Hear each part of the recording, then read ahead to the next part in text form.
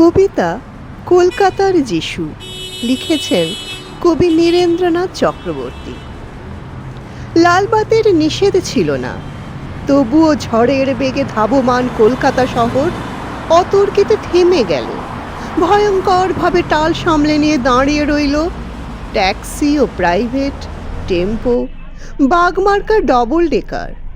গেল গেল আর্তনাদে রাস্তার দুদিক থেকে যারা ছুটে এসেছিল, ঝাঁকামুটে, ফেরিওয়ালা, দোকানি ও খরিদ্দার, এখন তারাও যেন স্থির চিত্রটির মতো শিল্পীর ইজেলে লগ্ন হয়ে আছে।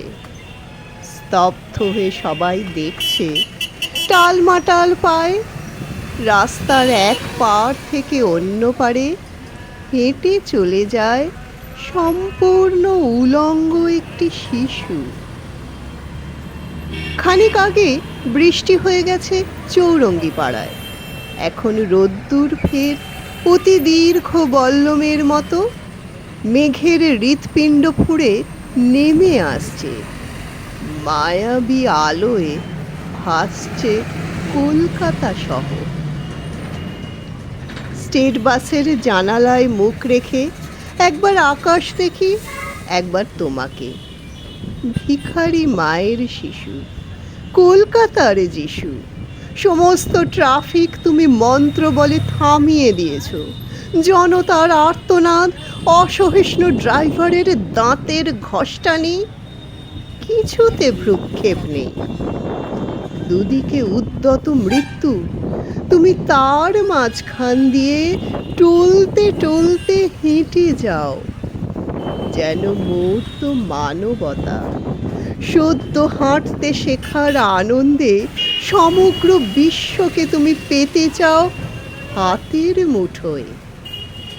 যেন তাই টালমাটাল পায়ে তুমি পৃথিবীর এক কিনার থেকে অন্য কিনারে চলেছ। পৃথিবীর এক কিনার থেকে অন্য কিনারে। এই কবিতাটি কবি নীরেন্দ্রনাথ চক্রবর্তীর লেখা একটি জনপ্রিয় কবিতা। এই শিশুটির মতন অনেক ভিখারি মায়ের শিশুরা মৃত্যুর মানে না বুঝে একা রাস্তায় বেরিয়ে পড়ে, কারণ ভয় কাকে বলে তারা জানে না। সভ্যতার পোশাক না পরে একটি শিশু শহরের সভ্যতাকে মুহূর্তের জন্য স্তব্ধ করে দেয়। যিশু যেমন নিঃশব্দ প্রতিবাদের মাধ্যমে দরিদ্র ও নিপীড়িতদের পাশে দাঁড়িয়ে তাদের বাঁচার ইন্ধন জুগিয়েছিলেন, তেমনই একটি নিষ্পাপ উলঙ্গ শিশু অভিভাবক শূন্য হয়ে রাস্তা পারাপারের মাধ্যমে সভ্য সমাজের প্রতি নিঃশব্দ প্রতিবাদ জানায়। যানবাহন স্তব্ধ করে দেয় কয়েক মুহূর্তের জন্য, আর সভ্যরা যানবাহনের মধ্যে থেকে তাকিয়ে দেখে ভিখারি শিশুটিকে, যাকে লজ্জাবস্ত্র দেবার মতন ক্ষমতা সমাজের নেই।